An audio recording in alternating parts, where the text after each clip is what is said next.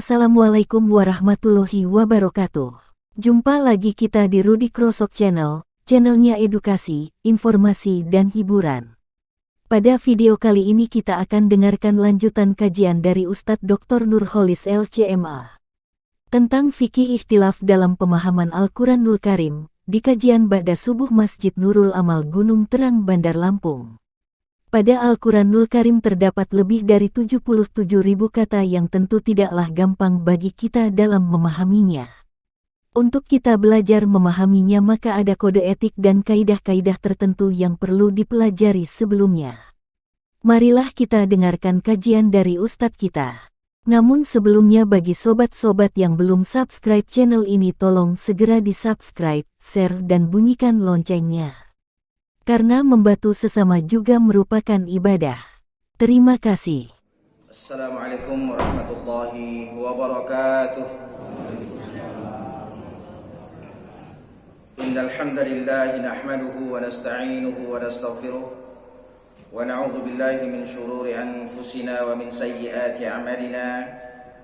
May yahdihillahu fala mudilla lahu wa may yudlil fala hadiya lahu. أشهد أن لا إله إلا الله وحده لا شريك له وأشهد أن محمدا عبده ورسوله اللهم صل وسلم وبارك على سيدنا محمد وعلى آله وصحبه أجمعين أما بعد فيا أيها الناس اتقوا الله حق تقاته ولا تموتن إلا وأنتم مسلمون Sadaqallahul azim wa sadaqa ala rasulina al-karim wa nahnu ala dhalika minasyahidin wa syakirin walhamdulillahi rabbil alamin. Puji dan syukur mari kita panjatkan pada Allah Subhanahu wa taala. Alhamdulillah pada kesempatan pagi yang penuh berkah ini kita masih dipertemukan oleh Allah dalam rangka untuk saling nasihat menasihati dalam kebaikan dan kebenaran. Mudah-mudahan ini menjadi amal terbaik bagi kita semua. Amin ya rabbal alamin. Salawat beriring salam tidak lupa kita sanjung agungkan untuk kedua kita Nabi besar Muhammad sallallahu alaihi wasallam. Ma'asyiral muslimin rahimakumullah, masih melanjutkan kajian pada pertemuan pertama dahulu terkait dengan fikih ikhtilaf dalam pemahaman Al-Quranul Karim. Pada kesempatan pagi hari ini kita tahu dan kita mengerti bahwa Al-Quranul Karim adalah mukjizat Rasul Sallallahu Alaihi Wasallam yang akan langgeng sampai kiamat. Satu-satunya kemukjizatan yang dijaga oleh Allah Subhanahu wa taala keasliannya dan dijaga oleh Allah Subhanahu wa taala dari segala perubahan secara teks ya. Karena Al-Qur'anul Karim terdapat 114 surat, 6.236 ayat dan 30 juz. Lebih dari 77.000 kata. Tentu memahami ayat Al-Quran tersebut tidaklah gampang, tidaklah mudah dengan seenaknya diri sendiri. Tentu harus ada kaidah-kaidah, tentu harus ada kode etik di dalam memahami ayat Allah Subhanahu wa ta'ala. Karena di dalam Al-Quran itu ada dua minimal pemahaman yang harus kita yakini. Yang pertama adalah ada ayat yang bernama qat'iyatus thubut wa qat'iyatud dilalah. Qat'iyat thubut wa qat'iyatud dilalah. Ayatnya qat'i, datangnya langsung dari Allah kepada Rasul, dan pemahamannya juga qat'i yang dibawa oleh Rasul sallallahu alaihi wasallam. Tidak ada interpretasi, tidak ada penafsiran yang berkaitan dengan ayat-ayat itu. Hal inilah yang berkaitan dengan permasalahan akidah, persoalan hukum-hukum syariah yang telah ditetapkan oleh Allah seperti rukun Islam yang 5. Tidak boleh dikotak-katik ayatnya ataupun persoalan-persoalan tentang halal dan haram. Maka al-halalu bayyinun wal haramu bayyinun wa bainahuma umurun mushtabahat. Yang halal sudah jelas, yang haram juga sudah jelas. Ya, di keduanya ada hal-hal yang syubhat, yang remang-remang. Yang kedua, ada namanya qat'iyatus tsubut wa dhanniyatu dilalah. Ayatnya Al-Quran itu adalah qat'i, datangnya dari Allah, disampaikan oleh malaikat Jibril kepada Nabi Muhammad SAW kurang lebih 23 tahun. Ada yang secara sekaligus, ada yang secara bertahap. Maka ada yang ayat makiyah, ada ayat madaniyah. Tetapi pemahamannya ini masih perlu penjabaran dan penafsiran. Dan inilah yang kedua, ranahnya para ulama untuk menjabarkan ayat Al-Quran itu. Karena masih zanni, masih global, gelondongan yang perlu ditafsirkan dan kemudian diuraikan secara baik dan benar. Oleh karena Rasul sallallahu alaihi wasallam bersabda, "Man fassara al-Qur'ana bi ra'yihi falyatabawwa maq'adahu minan nar." Siapa yang mentafsirkan Al-Qur'an dengan kemauan diri tanpa diiringi dengan ilmu-ilmu yang berkaitan dengan itu, maka dia siap-siap mendapatkan tiket api neraka. Artinya apa? Tidak sembarangan kita mengatakan ini dalil A dan itu dalil B berkaitan dengan Al-Quran kalau kita tidak mengerti tentang asbabun nuzul, sebab-sebab turunnya, ataupun dari sisi gramatikal bahasa Arabnya. Karena Al-Quran adalah mukjizat yang sebenarnya tidak bisa dan mampu manusia untuk menerjemahkannya. Karena bahasa Al-Quran adalah bahasa Allah Subhanahu wa ta'ala, kalamullah. Kalam Allah itu berbeda dengan kalam manusia. Kalam manusia sering atau tidak luput dari salah dan benar, tapi kalam Allah adalah selalu benar. Maka yang ada adalah bagaimana pendekatan makna terhadap ayat itu. Maka inilah yang disebut dengan tafsir Al-Quranul Karim.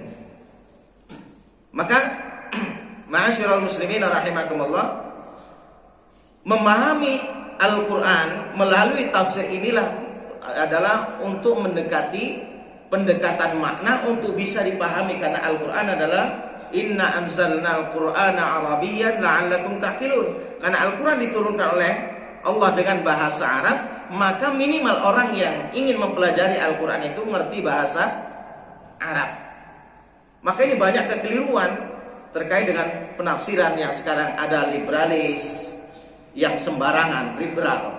Ada yang pragmatis, ada yang juga radikalis terkait dengan ayat-ayat Allah Subhanahu wa ta'ala.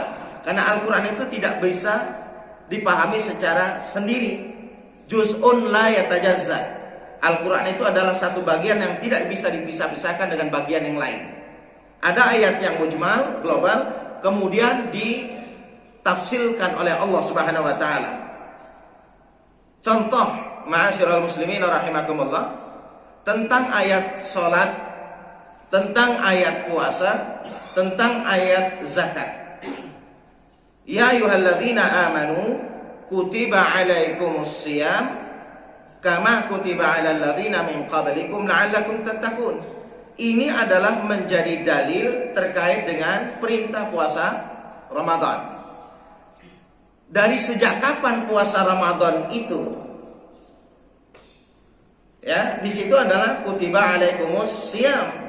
Maka kita kalau mengacu pada ayat ini menjadi satu dalil tentang puasa Ramadan, maka tidak tahu bagaimana mengawali puasa Ramadan itu, apakah sejak maghrib sampai dengan waktu pagi, ataukah dari waktu fajar sampai dengan waktu maghrib. Maka itulah yang dijelaskan oleh Rasul Sallallahu Alaihi Wasallam, sumu li ru'yatihi waftiru li ru'yatihi. Itulah tafsir dari ayat Al-Quran tentang puasa yang masih global. Kata Nabi, puasalah kamu dengan melihat ru'yah dan berbukalah kamu dengan melihat ru'yah.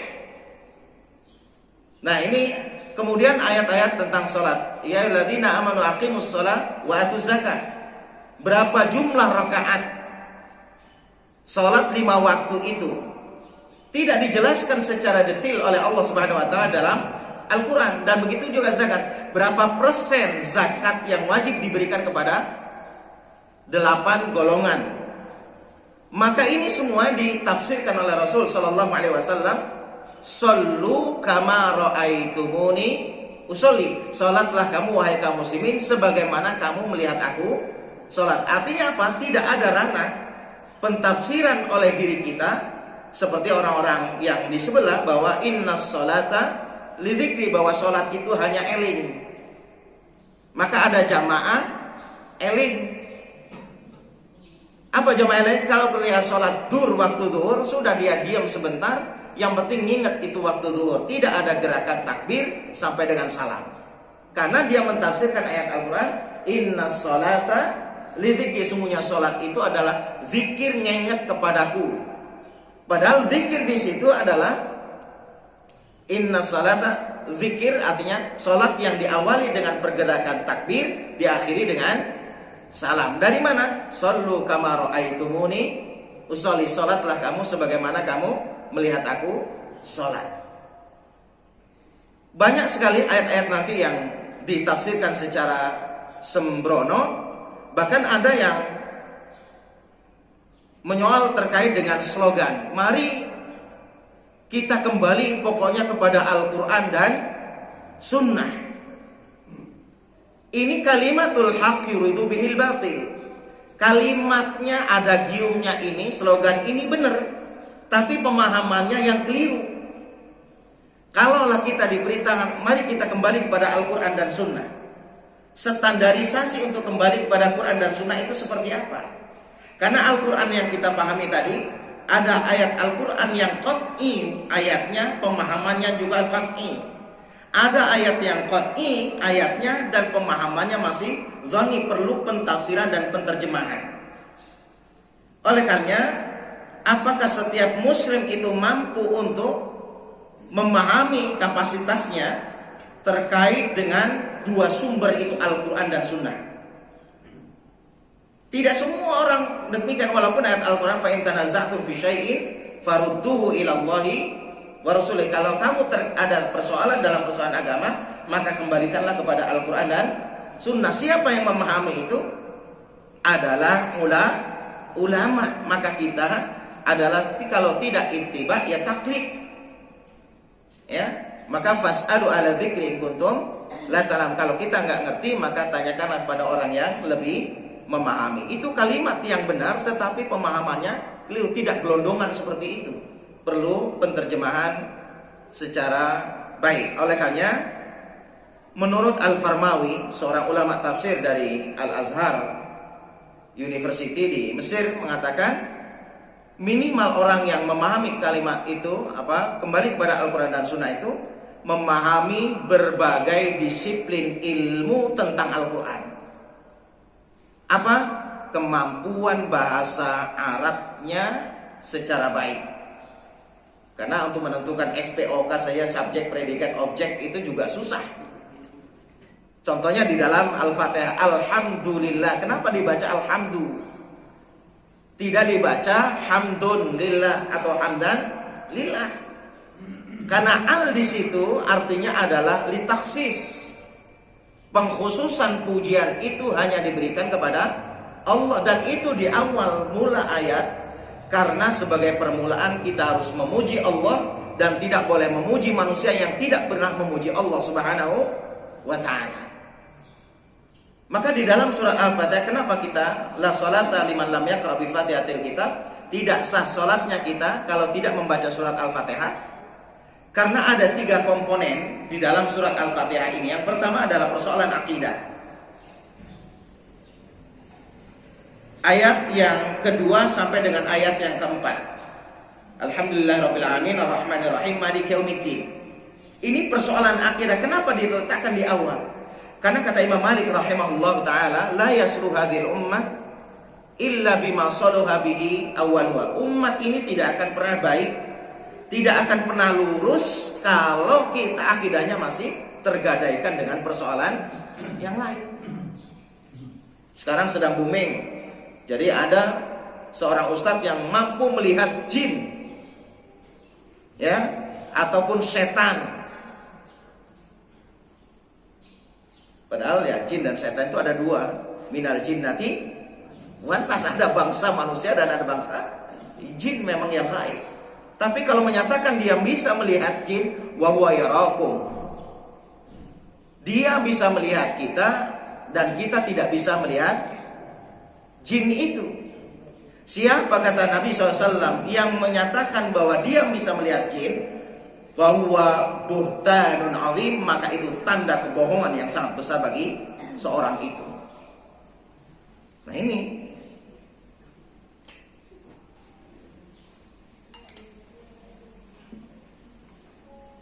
Ma'asyiral muslimin rahimakumullah. Oleh karenanya Rasul sallallahu alaihi wasallam telah bersabda dalam hadisnya, sayakhruju min fi akhir zaman qaumun ahdathul asnam sufahaul ahlam yaquluna min khairi qalil bariyah yaqra'una al-Qur'an la yujawizu hanajiruhum yamruquna bid-din kama yamruqus sam minar ramiyah. Di akhir zaman seperti ini akan muncul suatu kaum.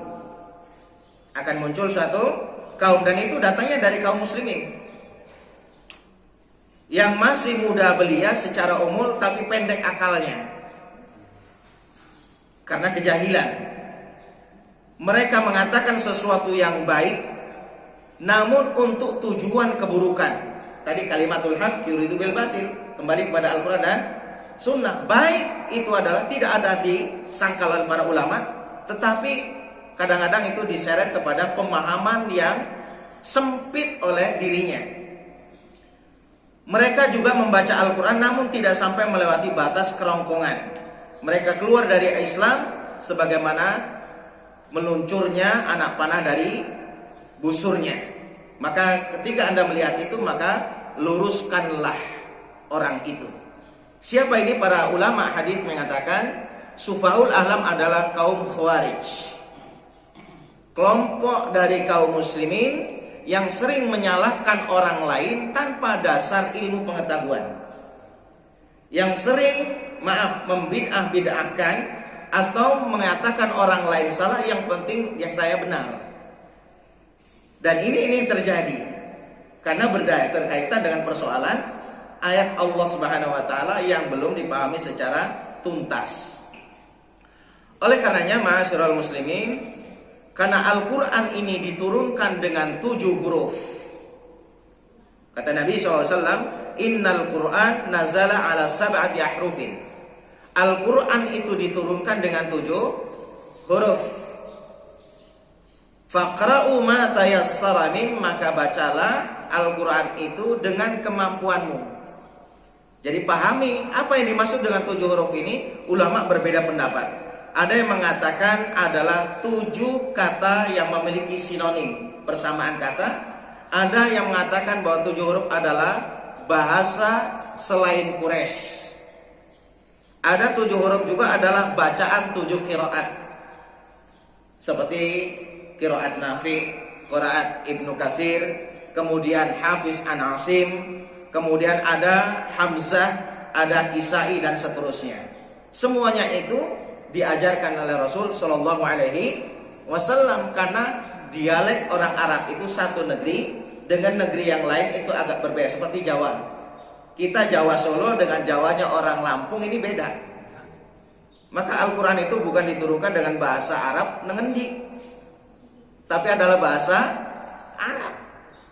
Nah itu artinya apa? Semua itu adalah sesuatu yang kata Nabi, faqra'u ma tayassara minal Qur'an, pahami Al-Qur'an itu dengan cara yang mudah, jangan berbelit-belit, karena ini akan menyulitkan kita. Oleh karenanya dalam hal ini, karena 7 huruf itulah, maka ulama membagi 2 hal perbedaan dalam penafsiran. Ada yang ditolerir, artinya di sini adalah tanawwu', pemahaman penafsiran Al-Quran yang variatif dan beragam. Dan ini adalah berkaitan dengan persoalan yang kedua, ayatnya qat'i dan pemahamannya yang masih umum. Yang kedua adalah ikhtilaf tadad namanya. Ikhtilaf yang tidak boleh sama sekali kita lakukan. Karena ayatnya adalah jelas, hukumnya jelas, pemahamannya jelas. Maka seluruh para ahli tafsir adalah berkaitan dengan ikhtilaf yang ditolerir tadi. Yang diperbolehkan adalah persoalan yang masih umum. Dan inilah nanti timbul persoalan ke bawahnya adalah persoalan fikih di dalam Al-Quran. Seorang ulama lebih mengumpulkan 500 persoalan fikih dalam Al-Quran. Bukan hanya soal fikih tohara, kemudian salat, semuanya dikumpulkan. Ada 500 lebih persoalan-persoalan fikih yang berkembang dari istinbat, pengambilan hukum dari Al-Quranul Karim.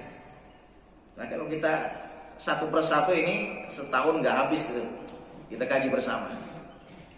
Kemudian hal-hal yang mengandung dhanni, ya, jadi multi interpretasi, penafsiran ataupun yang lainnya. Kenapa demikian? Karena pertama ikhtilaf tanawu yang dibolehkan itu karena para ulama adalah berbeda di dalam memahami dalil.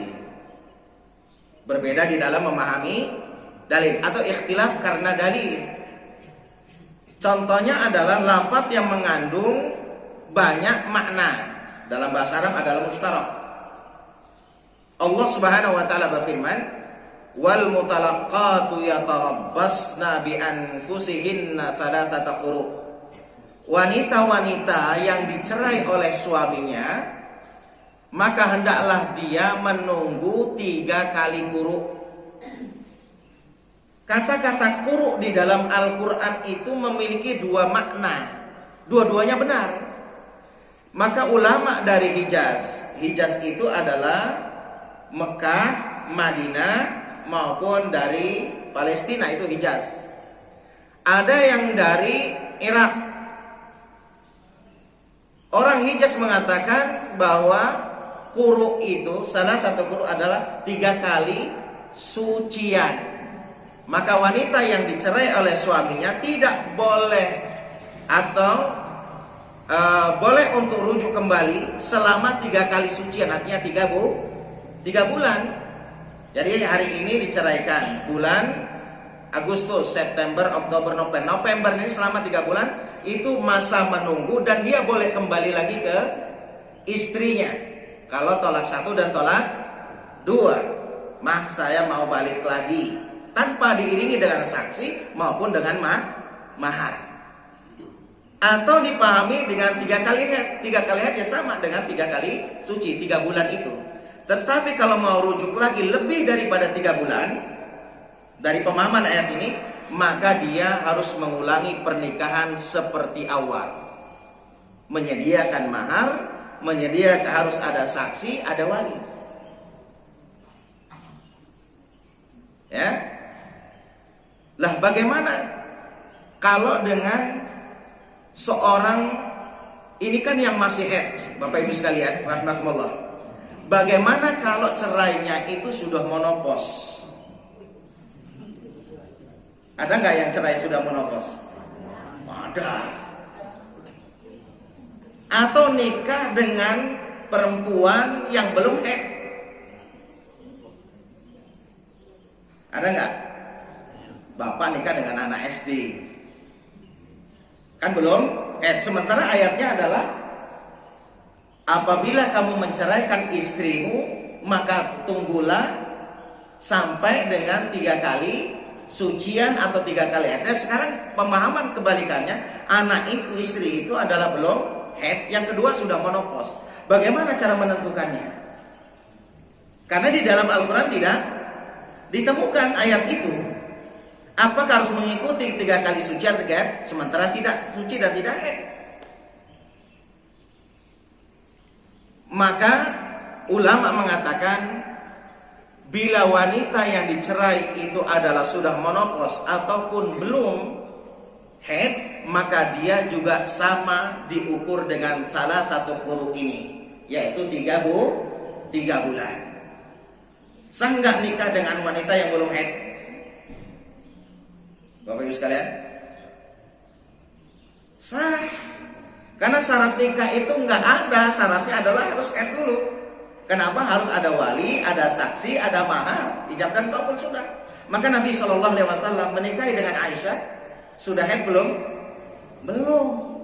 Maka campurnya dengan Aisyah radhiyallahu anha itu adalah umur 9 tahun, maka itulah sudah haid. Itu dalam Islam.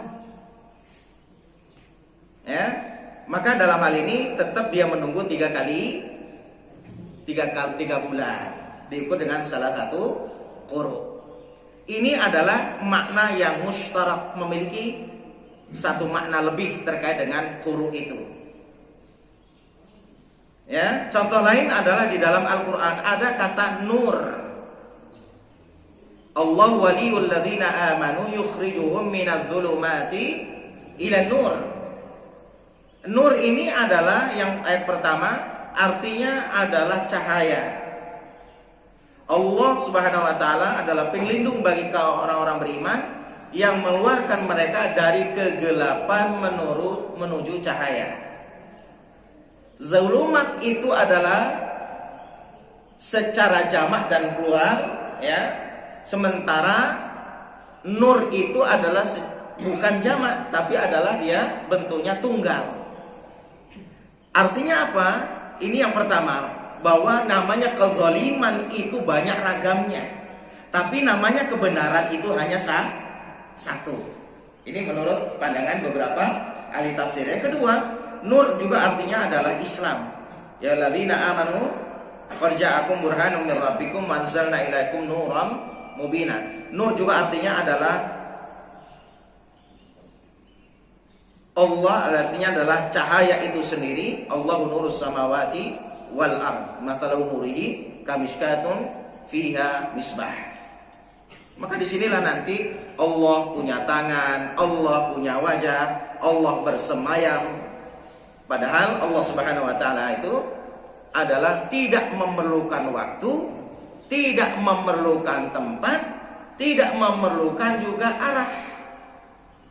Berbeda dengan makhluk, kita butuh tempat, butuh waktu, dan butuh arah. Makanya apa? Laisa kamitslihi syai'un wa huwas sami'ul basir. Allah itu tidak sama dengan makhluknya. Maka yang ada tidak boleh dipahami literal. Allah itu punya tangan, Allah itu punya wajah, tapi perlu ditakwilkan, dialihkan makna yang terdekat. Itulah nanti di dalam kode etik penafsiran.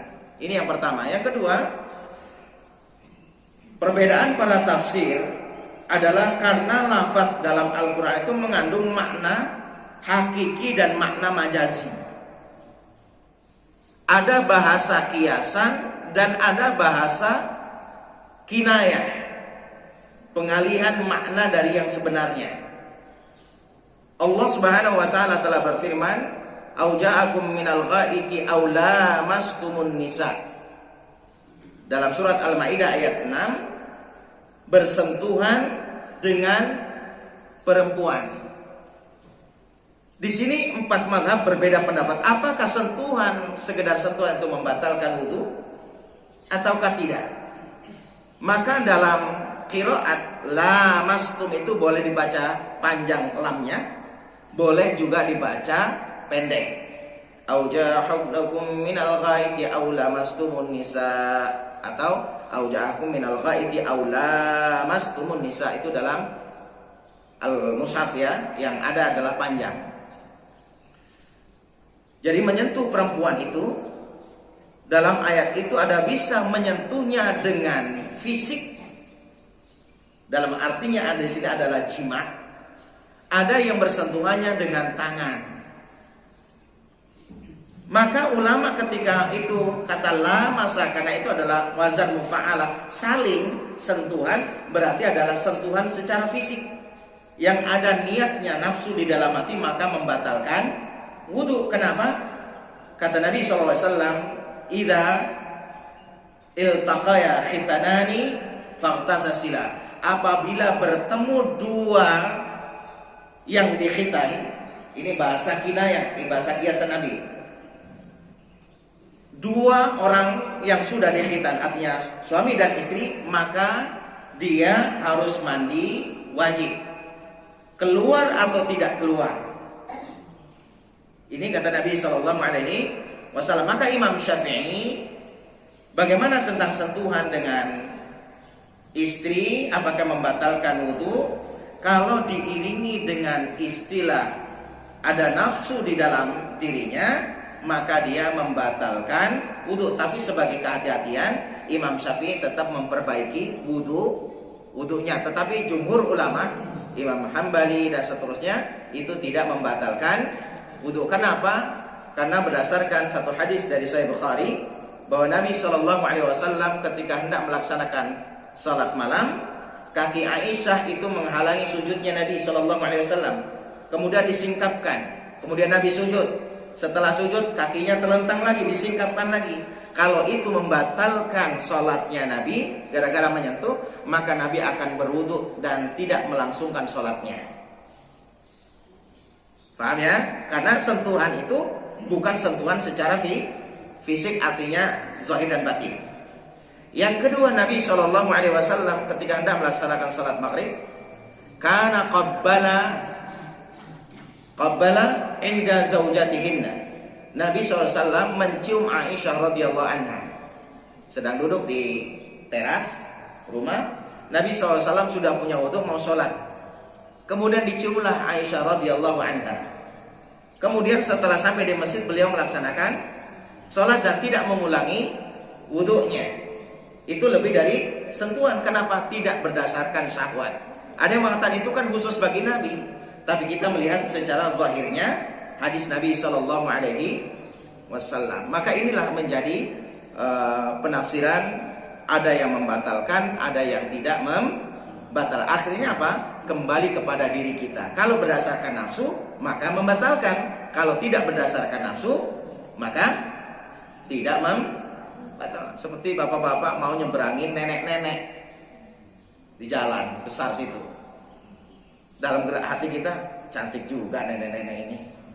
Kan ada geretek hati itu, berarti itu membatalkan wudunya. Tapi kalau ya nek saya bawa, khawatir nanti ketabrak. Kalau tidak ada niatan di dalam ingin membantu saja, maka tidak membatalkan wudu. Sebetulnya simple dalam memahami ayat Allah Subhanahu wa Ta'ala. Contohnya juga Nabi ketika ditanya oleh sahabat, yas'alunaka 'anil mahid, dan seterusnya, nisa'ukum harthul lakum fa'tu harthakum anna syi'tum. Wahai orang-orang beriman, datangilah istri-istrimu itu dari mana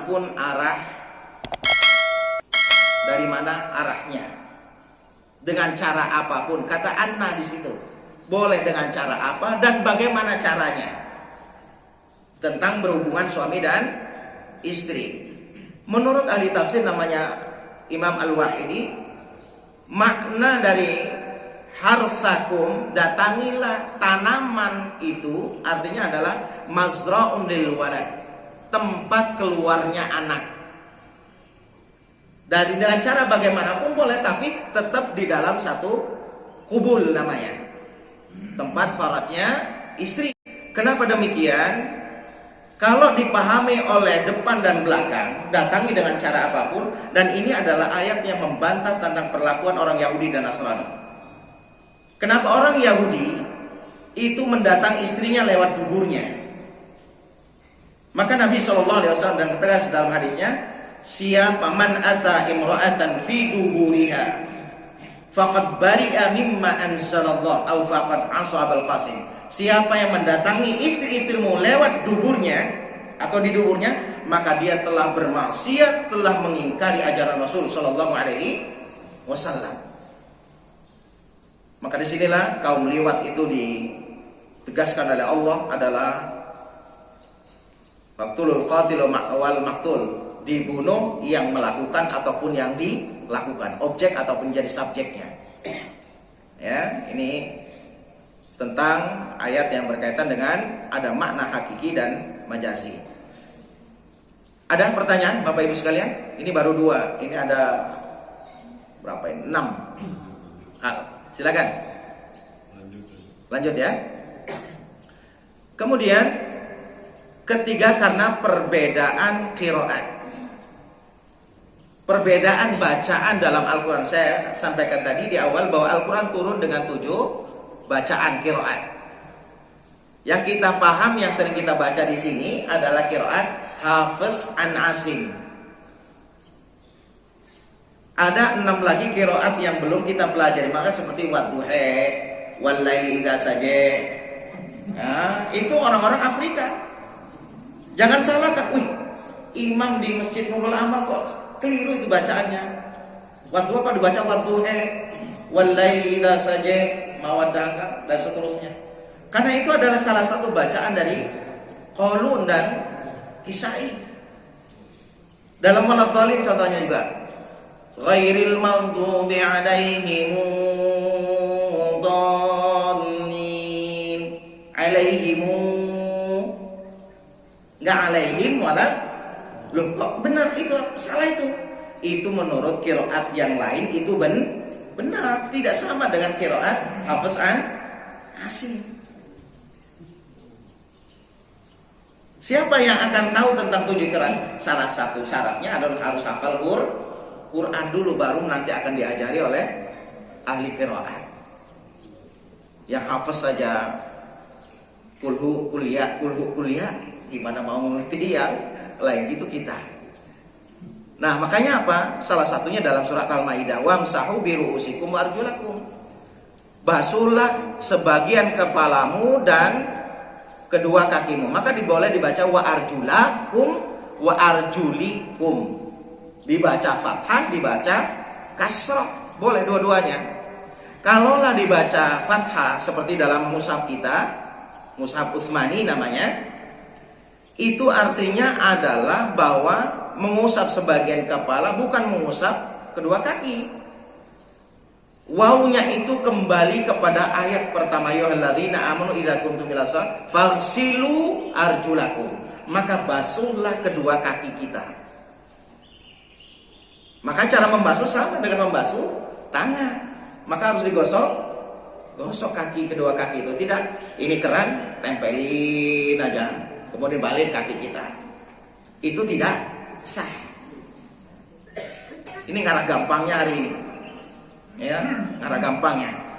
Kalau dibaca arjulikum adalah mengusap, maka kita ketika dalam posisi musafir atau tidak musafir, itu boleh mengusap kaos kaki kita, boleh mengusap sepatu kita. Kalau musafir kan 3 hari 3 malam. Kalau nggak musafir 1 hari saja. Bapak di kantor atau ibu ke kantor, hal sholat zuhur nggak dicopot nggak apa-apa, usap saja kakinya, dicipratin begitu.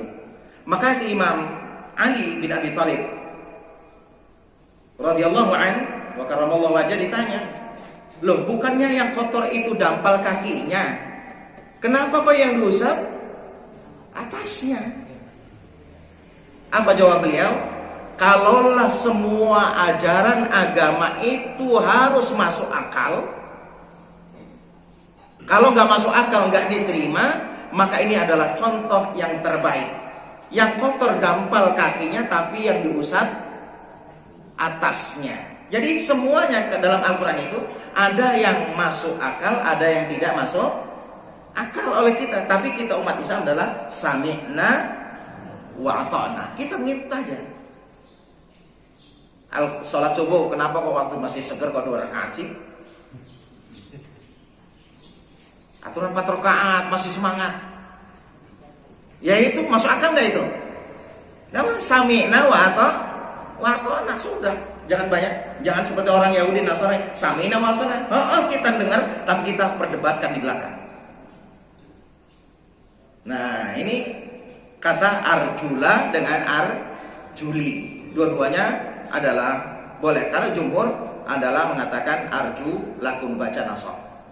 Karena dalam bacaan Al-Quran itu ada fathah a, ada kasrah i, ada dhammah u, ada e, nggak bisa dibaca. Ini adalah filosofi hidup, ya. Fathah harus di atas, tidak boleh di bawah hidup kita. Dhammah harus sering berkumpul.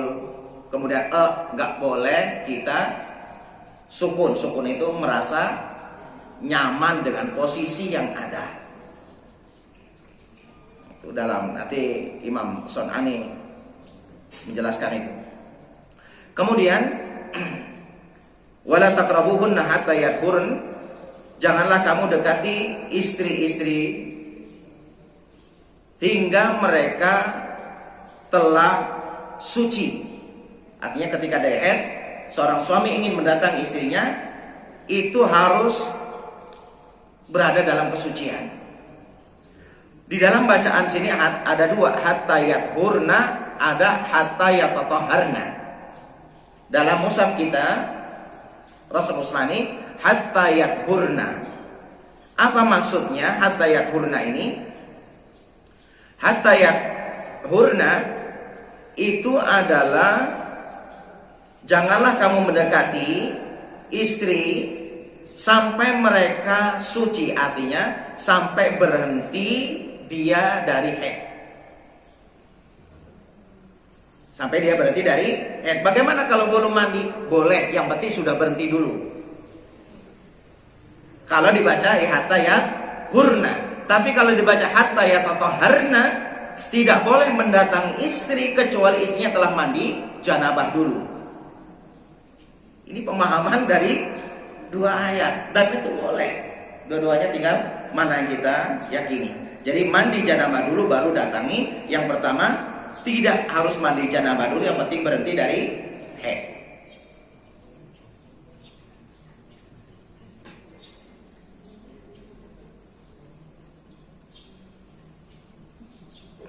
Ada penggunaan dalil ini secara umum dan khusus, berbeda para ulama. Contohnya apa? Tentang wasiat.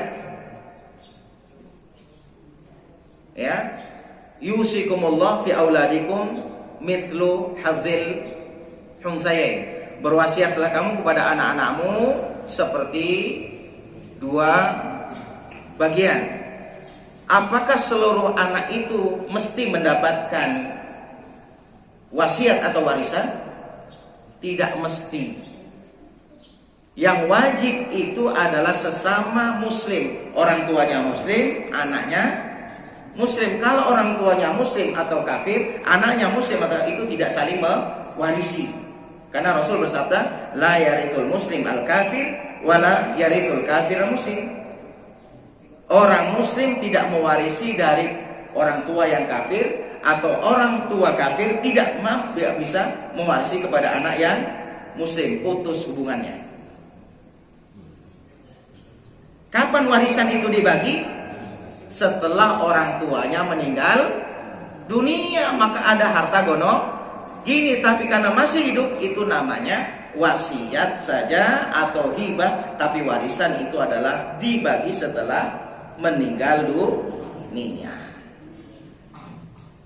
Nah ini kalau orang tuanya masih ada, kemudian ribut harta gono gini, anak-anaknya bahkan ada setujahan sekali, itu pertanda adalah anak yang durhaka terhadap orang tua. Nauzubillah min dzalik. Kemudian la taqbalu, kata Nabi, ada ayatnya itu khususkan oleh Allah, oleh hadis. Wa in kuntum marda ala safarin fa'idatu min ayamin ukhra. Orang-orang yang sakit atau musafir itu adalah boleh untuk melaksanakan buka puasa. Dalam ayat lain adalah boleh untuk menjamak dan qasar. Mana hadisnya? La tuqbalu salata ahadikum idza ahdatsa hatta yatawadda. Jika salah seorang di kalian batal, maka hendaklah melakukan wudu kembali. Persoalan sekarang sudah sholat 1 rakaat, lupa dia. Kayaknya saya tadi belum wudu loh. Sementara jadi imam. Dibatalkan. Ya malu diri. Kalau diteruskan dosa. Bagaimana caranya itu? Tetap dia tidak diterima sholatnya, lebih baik dia mengundurkan, maka yang di belakang itu meneruskan.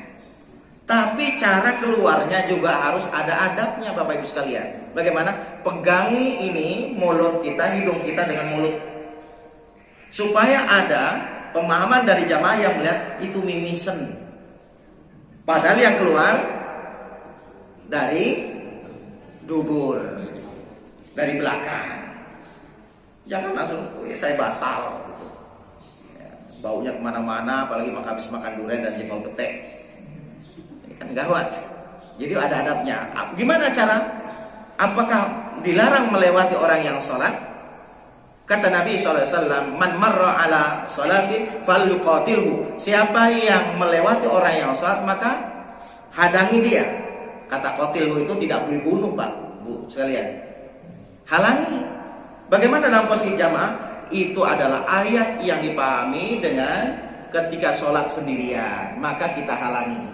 Tapi kalau sholatnya bersama imam, maka imam itulah menjadi sater penghalang kita. Maka boleh kita melewati orang yang sedang sholat berjamaah itu. Ya, ayatnya tidak berdiri sendiri boleh. Ma'asyiral muslimin rahimakumullah. Oleh karenanya inilah beberapa pemahaman yang memicu penafsiran yang berbeda atau ikhtilaf dalam ulama, bahwa sekali lagi bahwa ikhtilaf adalah sesuatu yang diperbolehkan dan itu menjadi sunatullah dan akan memperkaya khazanah intelektual. Kita tahu ada 4 mazhab, kita tahu ada beberapa tafsir. Itu kenapa? Karena ayatnya itu masih umum, sekalipun itu ayatnya adalah qat'i, datangnya dari Allah Subhanahu wa ta'ala. Kalau saja ulama itu berbeda pendapat, bagaimana dengan kita yang orang awam? Maka kata Nabi, konsepnya adalah alaikum bisunnati wa sunnatil khulafaur rasyidin. Hendaklah kamu berpegang teguh kepada sunnahku dan sunnah para khulafaur rasyidin. Beliau ini sudah meninggal dunia. Bagaimana caranya? Kita kembali ati Allah wa ati Rasul wa ulil amri minkum. Siapa ulil amri itu? Minkum itu adalah al-fuqaha wal ulama. Kembali kepada ahli fikih dan kembali kepada ulama. Ulama yang mana? Ulama yang takut dengan ilmunya kepada Allah Subhanahu wa ta'ala. Karena ulama ada 2. Ada ulama putih, ada ulama hitam. Nah, gitu ya. Oleh karenanya innama yasyallahu min ibadihil ulama. Jadi ada beberapa hal lain, insya Allah nanti kita akan lanjutkan supaya tuntas persoalan ini, supaya utuh kita dalam memahami ayat Allah. Paling tidak hawar kita, oh kok begitu terjadi ikhtilaf penafsiran, oh terjadi perbedaan dalam masalah fikih, supaya tidak ada clash antara kaum muslim. Maka Allah berfirman, wa'tasimu bihablillah jami'an wa la tafarraqu. Berpegang teguh kalian kepada Al-Quran dan jangan bercerai-berai. Yang tidak boleh adalah saling bermusuhan gara-gara perbedaan pendapat yang ada. Ma'asyiral muslimin rahimakumullah. Mudah-mudahan ini bisa menjadi nilai terbaik bagi kita. Saya sebagai penyampai mohon maaf bila ada kekurangan dan kekeliruan, dan kepada Allah saya mohon ampun. Hadanallah wa iyyakum ila siratal mustaqim. Ya, silakan. Ya, tadi pembagian waris. Ya. Kalau belum meninggal itu Wasiat ya. Kalau sudah meninggal baru waris. Ya. Nah, sekarang yang saya tanyakan, siapa yang membagi waris itu kalau dia sudah meninggal? Itu gimana? Tapi Iya, betul. setiap saat dilakukan. Siapa yang membagi harta warisan kalau orang tuanya sudah meninggal? Kembali kepada ahli waris atau orang yang berkompeten terkait dengan persoalan itu. Kembalikan ati Allah wa ati Rasul wa ulil amri. Yang penting barang yang ditinggalkannya ada, harta yang ditinggalkannya ada. Ini harta yang tidak ditinggalkannya ada tapi ribut. Kalau nggak ada kan nggak bisa ada warisan. Kenapa ini fungsinya? Khawatir orang tua kita meninggal itu masih memiliki hutang. Bagaimana cara melunasi? Kalau suruh anak yang pertama, kedua, ketiga, itu pasti udur-uduran. Oh, apalagi 100 juta hari ini saya suruh kembali. Dan itu pasti banyak berantemnya. Maka ambilkanlah dari harta yang belum dibagikan itu, dijual untuk memenuhi hutang tadi. Karena Nabi SAW tidak menyolatkan kepada seseorang mayit yang pertama yang memiliki hutang. Yang kedua adalah orang yang tidak pernah sholat kepada Allah Subhanahu wa taala. Yang ketiga adalah orang yang dosa besar, bunuh diri. Dan ini semua ada hadisnya dari Nabi SAW. Orang yang hutang ketika datang mayit pertama, Rasul menyolatkannya. Datang mayit yang kedua, ditanya, ya wahai sahabatku, apakah mayit ini masih memiliki hutang? Dari belakang jamaah nunjuk, ya Rasulullah, dia masih punya hutang kepada saya 3 dirham. Nabi klepat aja, jalan, ya, nggak mau menyolatkan ini. Kenapa? Al-mayit mu'allaqun ala daini. Seorang mayit itu akan tergantungkan dengan hutangnya. Akhirnya dikejar oleh Abu Darda radhiyallahu anhu, ya Rasulullah, saya yang menjamin 3 dirham itu. Padahal Abu Darda dengan mayit ini bukan siapa-siapanya, dengan dia bukan nasabnya, bukan juga teman karena dia datang. Tapi karena ada jaminan dari kaum muslimin secara cash maupun kredit, nanti itu persoalan lain. Maka Nabi kembali lagi menyolatkan mayit itu. Maka ini penting, sebelum menyolatkan mayit maka seorang imam harus tanya dulu. Ya, ini kadang-kadang langsung disolatkan saja. Minta maaf langsung solatkan. Harus ada jaminan dari, maka yang berhak menyampaikan itu adalah ahli waris. Kedua, bunuh diri ketika jihad fisabilillah, sayatan pedang dan ujaman panah dalam tubuhnya, kemudian tergeletak dan mengatakan para sahabat, absyir ya Rasulullah fa innahu min ahli jannah. Senang ya Rasulullah, dia masuk surga, termasuk ahli surga. Kata Nabi mendekatinya, la ya ashabi fa innahu min ahli nar. Kata Nabi, sahabat tadi ini bukan termasuk ahli surga, tapi dia ahli neraka. Loh, kok bisa ya Rasulullah? Bukankah jihad bersama kami? Tuh lihat pedang, sayatan pedang ada dalam tubuhnya, ujaman panah juga masih nempel. Kenapa kok bisa masuk neraka? Kata Nabi SAW, barusan saja dia yang tahiru binafsihi, memotong urat nadinya karena sakitnya badannya itu tidak tertanda, maka dia bunuh diri. Dari mana Nabi SAW tahu itu? Dari wahyu Allah Subhanahu wa ta'ala. Maka Nabi salli alaihi wa na'al musalli. Salatkanlah oleh kamu wahai keluarganya, saya dan sahabatku tidak akan pernah menyolatkan orang yang bunuh diri.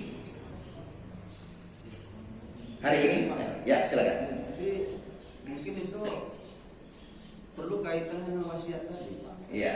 Jadi sebelum dia meninggal, orang tua itu punya wasiat. Betul. Termasuk wasiat ini bukan? Iya, betul. Nah, dari situ baru anaknya melaksanakan sesuai dengan ketentuan untuk pembagian waris. Betul. Soalnya sekarang ini kan malah kadang-kadang terjadi gontok-gontokan. Iya. Kan begitu. Betul. Apa begitu ya, Pak? Iya. Jadi sebelum meninggal orang tua hendaknya dikumpulkan, ya masih sehat tentunya, sudah kumpulkan yang sudah sakit. Masih sehat, kumpulkan anaknya, dinasehati bahwa bapak punya 1 hektar tanah, punya anak 6. Bagaimana ini wasiat bapak, dan ini nanti tolong dibagi, boleh secara rata maupun secara hukum waris. Boleh. Jadi itu wasiat kalau sebelum meninggal dunia. Tapi kalau sudah meninggal dunia jatuhnya adalah warisan. Warisan. Itu bagus demikian. Atau kalau dengan orang lain namanya hibah. Orang lain yang tidak bukan nasabnya itu namanya hibah. Dan hibah itu tidak boleh seluruh 1 hektar itu. Soalnya seorang suami istri nggak punya anak, dia ngambil anak. Namanya anak angkat. Sementara mau meninggal dunia, dia menghibahkan tanah yang 1 hektar itu, nggak boleh. Fasulusuhu katsir, harus seperti 3, karena bapak dan ibu yang ini, yang suami ini kan punya kakak atau punya adik. maka kembalikan kepada ashabul furud, yaitu dari koleganya. Dan ini kan kadang-kadang menguasai semuanya, nggak boleh, apalagi dihukum warisan. Apalagi nanti disebutkan Ibrahim bin Muhammad, bahkan Muhammad itu bukan bapaknya Ibrahim. Itulah yang dibantah bahwa Rasul Zaid bin Muhammad Sallallahu Alaihi Wasallam. Maka nggak boleh posisi anak angkat itu seperti anak sendiri. Nanti insya Allah kajiannya sampai ke sana. Baik, karena sudah waktu syuruk ya, oleh karenanya mari kita ucapkan alhamdulillah dan membaca doa kifaratul majlis. Alhamdulillahirabbil alamin, subhanahu wa bihamdika, asyhadu an la ilaha illa anta wa astaghfiruka wa atubu ilaik. Akhirul kalam, wassalamualaikum warahmatullahi wabarakatuh.